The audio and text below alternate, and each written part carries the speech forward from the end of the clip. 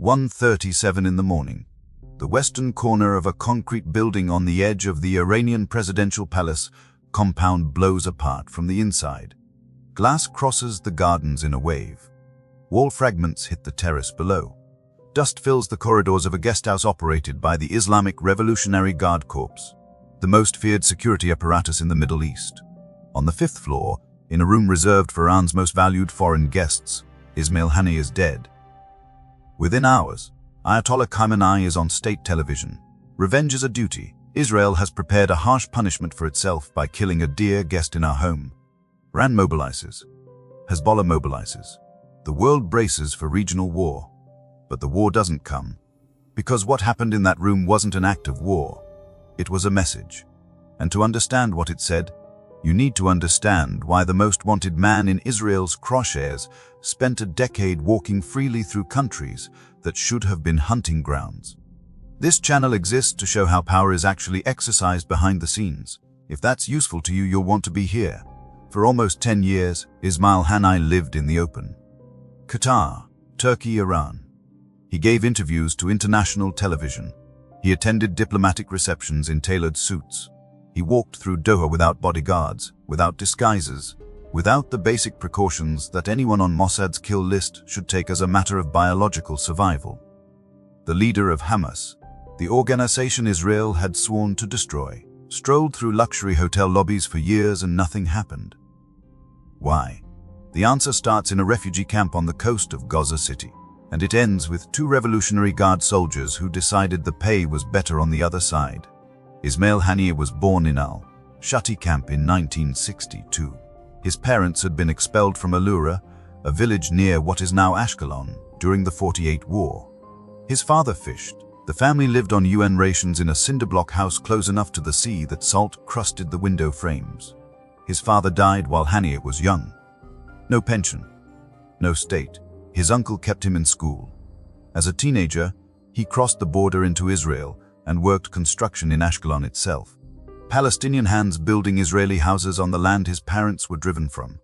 An Israeli contractor named Danny Maklov hired him. Called him honest. Called him hardworking. Invited him to his daughter's wedding. When Maklov later heard the quiet young laborer had joined Hamas, he drove to Gaza to talk him out of it. That conversation failed. Haniyeh enrolled at the Islamic University of Gaza in '81. Arabic literature, football, student politics. He was elected chairman of the student council by '85. Quiet, consistent, the kind of man who builds loyalty by showing up every day, not by making speeches.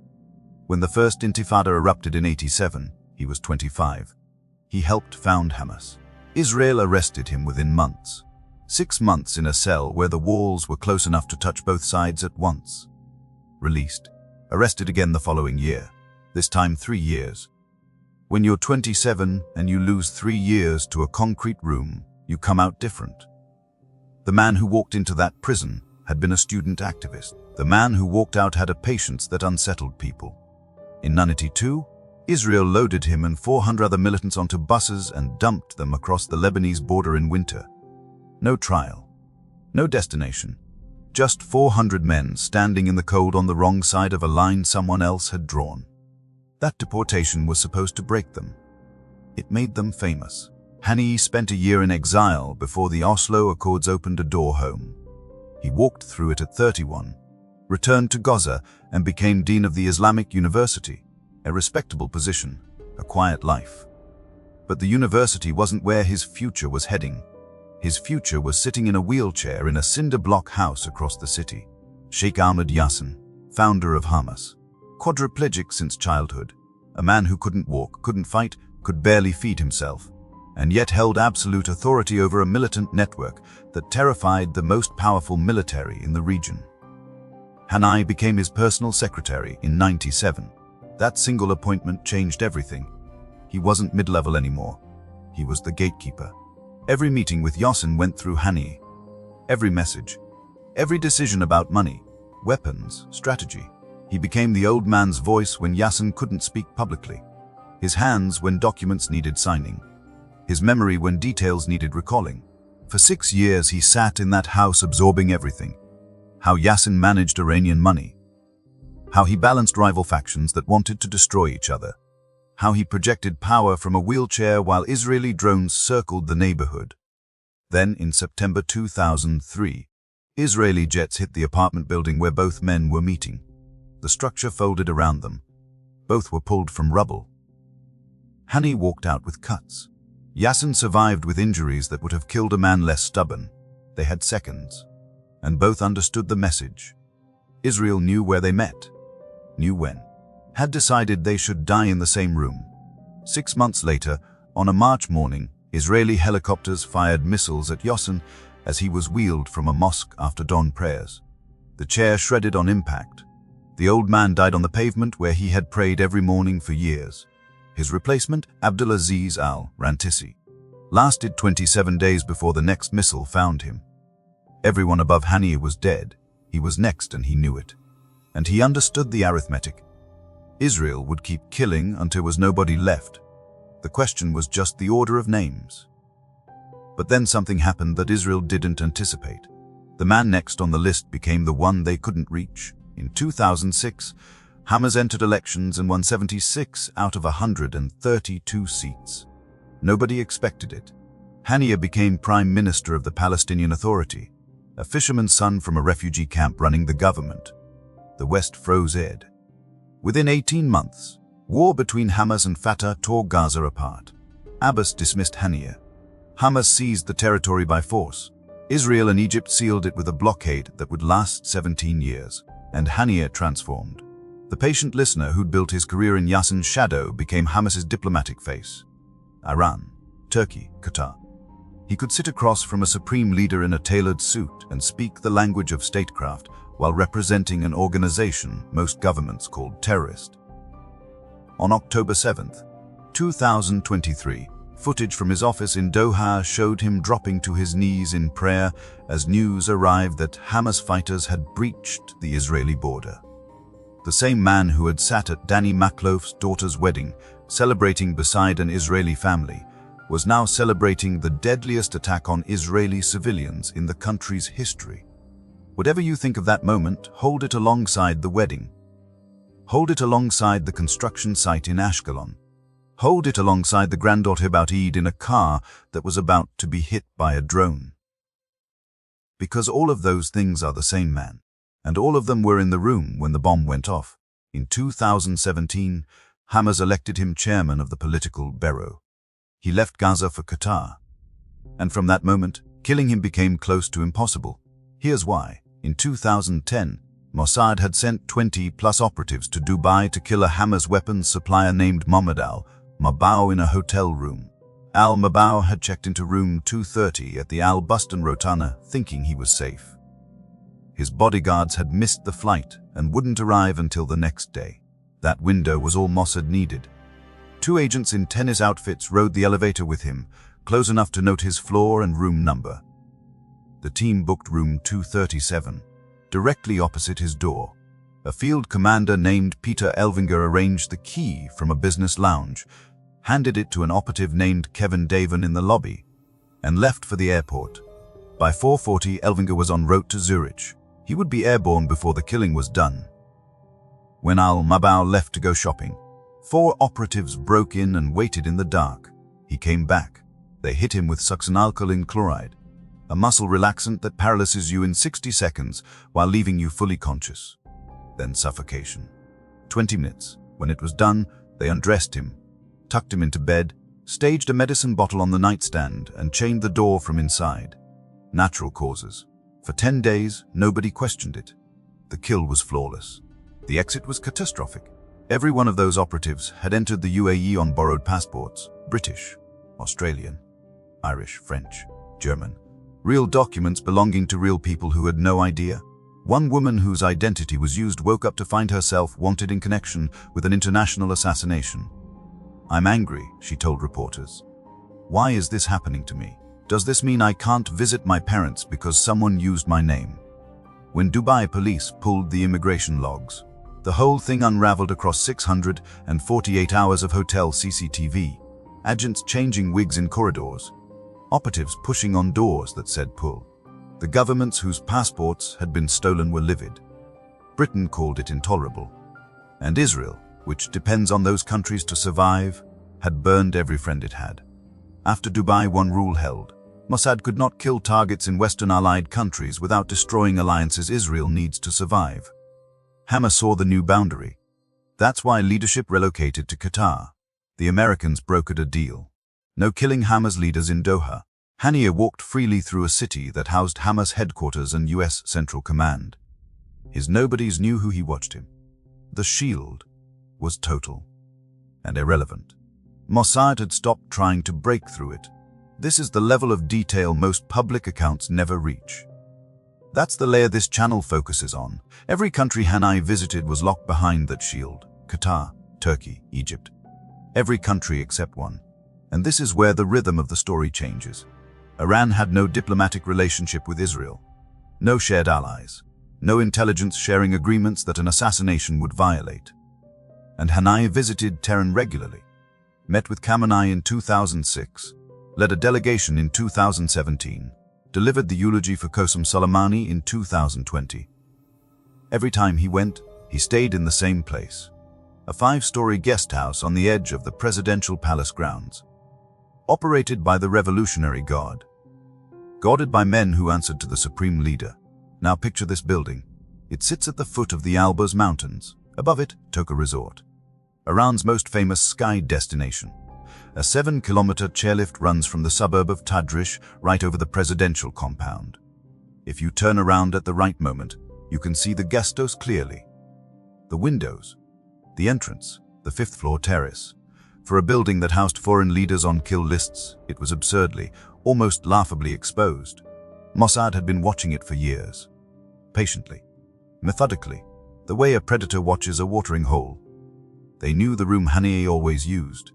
They knew the guard rotations down to the minute. They knew the building's construction well enough to calculate exactly how large a charge would destroy one room without collapsing the floor beneath it. The where was solved, the how was next. In April 2024, 3 months before the operation, Israeli drones hit a car in northern Gaza carrying 3 of Haniyeh's sons and 4 of his grandchildren. Hazem, Amir, Mohammed, dead on impact. 3 grandchildren killed at the scene.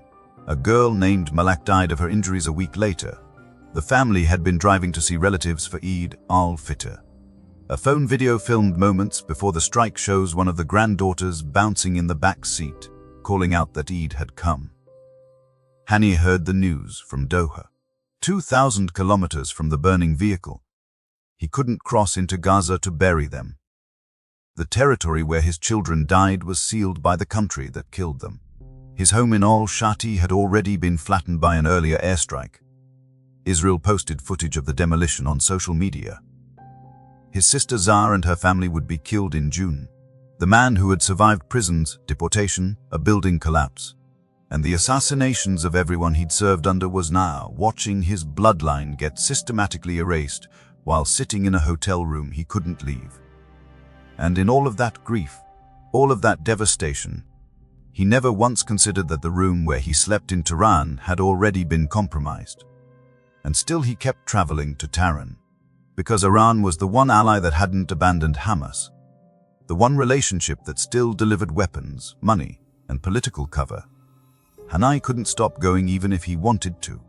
What he didn't know, what nobody outside a very small circle in Tel Aviv knew, was that Mossad had already solved the final piece. 2 Revolutionary Guard soldiers assigned to the guest house had been turned. How they were recruited remains classified.